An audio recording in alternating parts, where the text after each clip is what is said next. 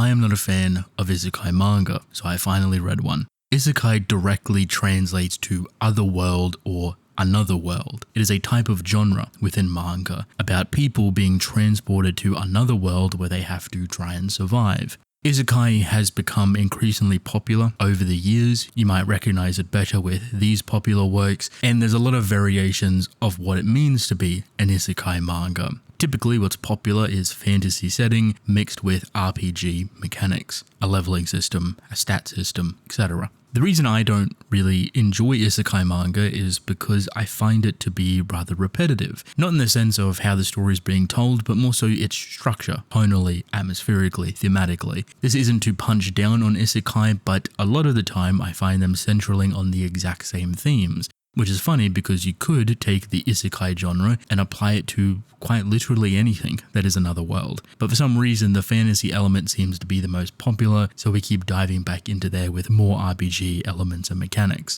It's just not really for me. That is, until I came across this manga. Want to see something cool? I have a Patreon with a free weekly manga podcast talking about all of these amazing stories and a way for you to support me directly if you feel inclined. I greatly appreciate it. But I also have a brand new podcast channel. Link is in the description. Please go and subscribe. The weekly manga podcast will be updated there at the end of every week. Thank you for your continued support. It's called The Isekai Doctor. It's written by Hoko Suda and illustrated by Nobuhide Takashita. It's published within Kodansha. It's a monthly manga and it has around about 40 chapters. It released in late 2021.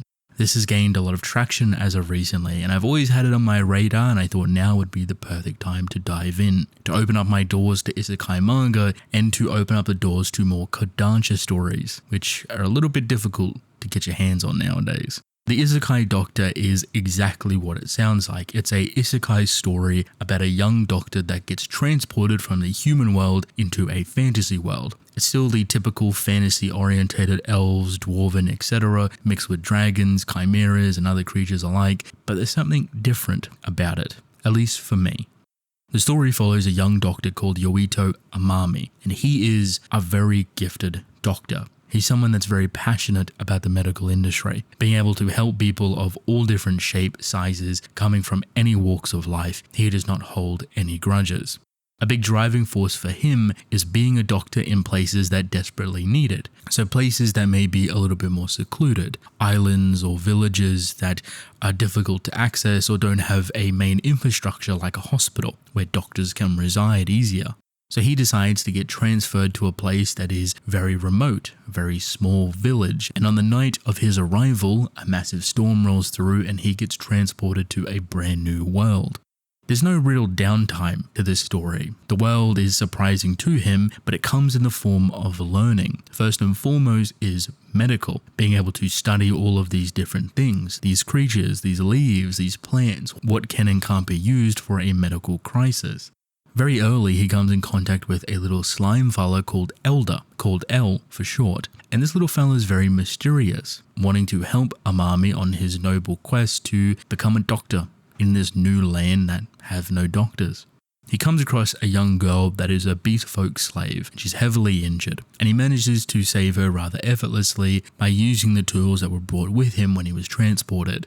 This acquires his first friend and someone that's curious about the medical journey that he's partaking in. So he has a little helper and someone that will start to learn over time on how to do operations and surgeries and learn the ins and outs of the medical field. Not only from the perspective of Amami, which is a human perspective from a different world, but also a hybrid understanding of the tools and wildlife that's currently being drawn up in a book specific to this world, something that Amami wants to accomplish. A medical book specifically designed for this world so anyone and everyone could become a doctor. This story has a spine that is very interesting. While the main appeal is Amami going on these doctor adventures and helping people with his medical experience, there is healers in the world, but they're rather evil. There are a group of humans that have healing abilities, and then the only people within the world that have healing abilities. So they charge a massive rate for it, but they're also very choosy. They don't heal specific races or people, and they are rather snobby and disgusting. Within this group of people, however, are some that are rather noble, secretly going out and healing people under this corrupt church that represent and hold close the healing abilities of this world. This spine provides a really nice contrast, and the story ends up becoming a lot more disgusting because of it. You have Amami that's very good-natured and wants to help everyone, going up against healers that have closed the ability to themselves and are monopolizing it, as well as racially profiling people and deciding who and who shouldn't actually be healed. There's another selling point for this story that I think you either like or dislike, and that is the medical terms. So this isn't a story that handles the medical side of things in a really light way. On the contrary, it is full on. There is so much information, so much detail, so much learning that is given to you that you can either choose to digest or not. This comes down to medical descriptions, procedures, tools, drugs, mindsets, actions, etc. There are so many different valuable, overly complicated descriptions for all of these medical terms. It does provide a lot of extra content that can be very confusing, and if you want to read it, you can, but also you don't have to. It is in there to serve a purpose, so you can kind of get a better understanding if you don't get it. But clearly the author and the artist has done a phenomenal amount of research to actually provide this in such crucial detail. I can't tell if it's accurate or not, I'm not a doctor, but I wouldn't be surprised if it's pretty close to being accurate. To put simply, there's so much medical jargon in here on this side, not within its writing, that would convince you that the author used to be a doctor in training. I wouldn't be surprised.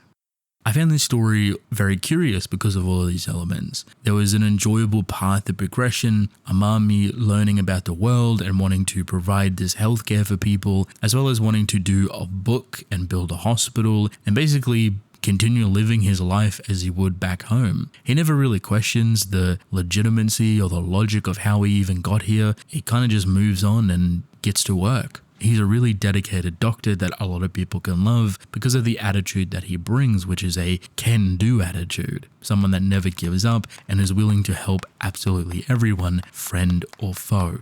And when you have a world that is kind of on the cusp of going to war with all of these different factions and races, he stands out like a sore thumb. But people get under his cause. They lift him up, they use their own power to help him move forward and to establish a place of residency, home, a hospital, and a way for people to learn as well. So not only is he learning about this world, but he's also teaching other people from this world. What helps emphasize this the most is its incredible artwork. Gorgeous, absolutely beautiful to read. Eye candy, something you'll be happy to look at for hours on end throughout the day. I find there to be a really nice emotional weight that carries itself within the artwork when characters connect, understand, or appreciate Amami and his abilities. It tends to flourish and become elevated artistically quite often. It's really addicting, honestly. I love the character designs, they're really creative and unique and just pretty to look at.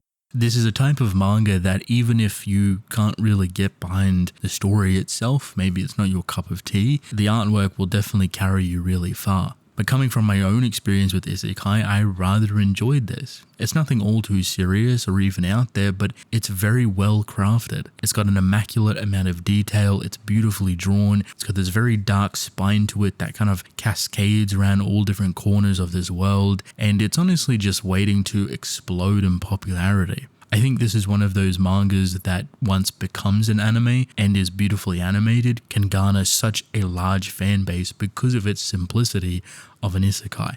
Not to mention the intrigue of the medical field both human and fantasy actually provides. You learn a lot of things, you see how Amami operates within a new world and under new conditions, and he has to learn about it just like we would. Just imagine the difference between operating on a human compared to a dragon. That sounds interesting, right? How do you even go about it? That's the appeal. Like I said before, I'm not a big fan of isekai, so I don't really know how I'd feel about this story. Surprisingly, it really impressed me, and I come to thoroughly enjoy it over time. I have a glaring suspicion it's not going to be for everybody, but there is a lot that this story offers. And when it comes to the political complexity of the medical industry in a fantasy world and how people with magical healing powers and keeping it to themselves compete or compare with someone that is a doctor from the real world, trying to spread it to everybody, it is a fascinating clash for an isekai story, and one that proved me wrong.